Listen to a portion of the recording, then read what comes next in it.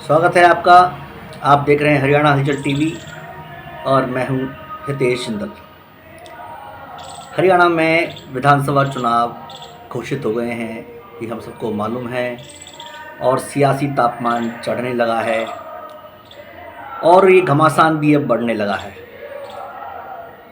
हरियाणा में 1 अक्टूबर को विधानसभा चुनाव होंगे और 4 अक्टूबर को चुनाव परिणाम आएंगे और लगातार सियासी दल उठापटक करने में जुट गए हैं। लेकिन सबसे पहले अभी जो शुरुआत में है ही जो घमासान चल रहा है वो आगे कहाँ उड़ जाएगा ये भी कहना मुश्किल है, क्योंकि अभी टिकट का बंटवारा ही नहीं हुआ है।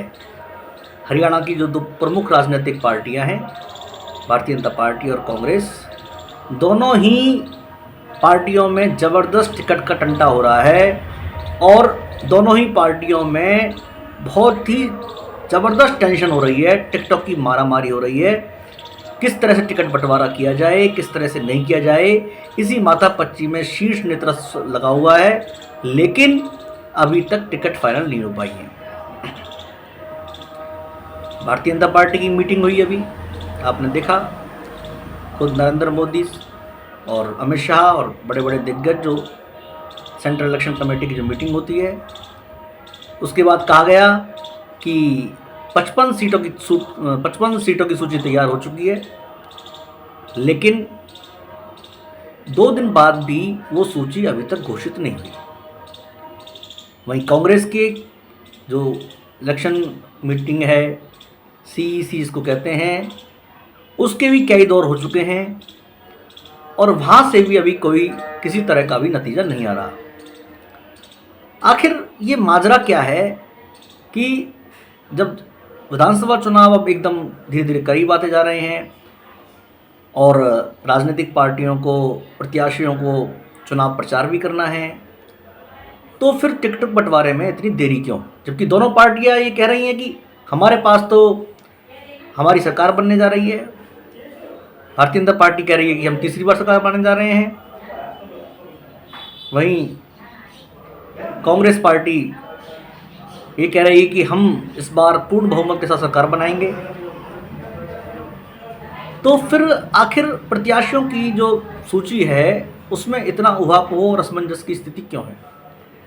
दरअसल जो यहाँ पर समझ में आता है वो ये है कि बीजेपी और कांग्रेस टिकट बंटवारे के मुद्दे पर एक दूसरे का मुंह ताक रहे हैं। जी हाँ, ये एक दूसरे का मुंह देख रहे हैं, क्योंकि हरियाणा विधानसभा चुनाव में कौन पहले टिकट बांटेगा इस पर भी एक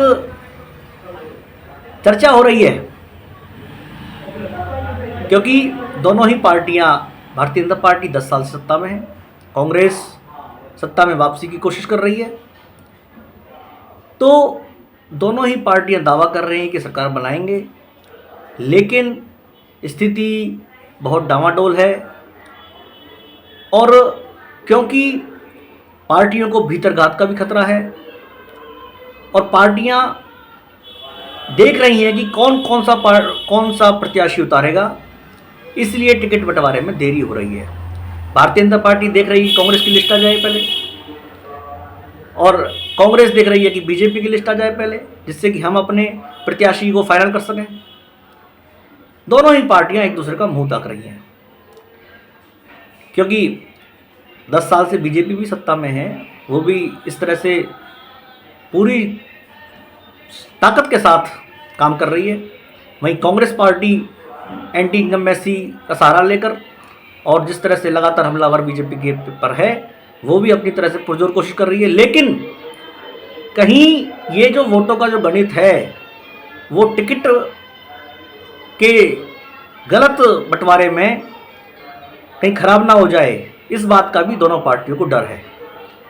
क्योंकि 2019 का जो विधानसभा चुनाव हरियाणा में हुआ, उसमें हमने देखा कि भारतीय जनता पार्टी ने 75 पार का नारा दिया और भारतीय जनता पार्टी 40 सीटों पर सिमट गई। कारण सबसे बड़ा ये भी था कि बीजेपी के अंदर ही खुद भीतरघात हुआ। भारतीय जनता पार्टी के कई प्रत्याशी निर्दलीय चुनाव लड़ गए और बीजेपी के प्रत्याशियों को हरा दिया। तो ये भीतरघात की संभावना अभी भी पुरजोर तरीके से बनी हुई है, दोनों ही पार्टियों में बनी हुई है। इसलिए दोनों पार्टियों में ये असमंजस है कि किसको टिकट दें और किसको नहीं दें। आखिर जब 55 सीटों की सूची बीजेपी की आ गई तो फिर भाई उसको घोषित करने में क्या हर्ज है। तो कारण यही है कि दोनों पार्टियां एक दूसरे का मुंह ताक रही हैं कि कौन पहले आ जाए और इसके बाद हम अपने प्रत्याशियों का आकलन करें। दूसरी जो बात कही जा रही है कि जो भीतरघात वाली जो बात है, ये बात कांग्रेस के अंदर भी है, क्योंकि कांग्रेस के अंदर माना जा रहा है कि एक सीट से 5-5, 6-6 दावेदार सामने आए हैं और कई जगह पे 10-10 दावेदार भी सामने आए हैं। स्वाभाविक तौर पे हर किसी के मन में टिकट की आस जगी हुई है और टिकट एक को ही मिलना है, और जब किसी को टिकट नहीं मिलेगी तो उसमें से कोई हो भी सकता है कि वो बगावत कर दे। क्योंकि इस तरह से आप देखिए शीर्ष नेतृत्व जो कांग्रेस का है उसके अंदर भी जो बात है, कुमारी शैलजा कुछ बोलती हैं, रणदीप सुरजेवाला कुछ बोलते हैं। कुमारी शैलजा कह रही है कि विधानसभा चुनाव लड़ने की इच्छुक हूँ, वहीं भूपेंद्र सिंह हुड्डा एक और मुश्किल में घिर गए हैं कि उनको ईडी की रेड हो गई है, और कुमारी शैलजा जो है वो इस मौके को भी बनाना चाहेंगी, क्योंकि कहीं ना कहीं वो अंदर खाने तो भूपेंद्र सिंह हुड्डा से नाराज़गी है उनकी। तो कुल मिला के जो है ये राजनीति का जो खेल है वो बड़ा दिलचस्प होता जा रहा है।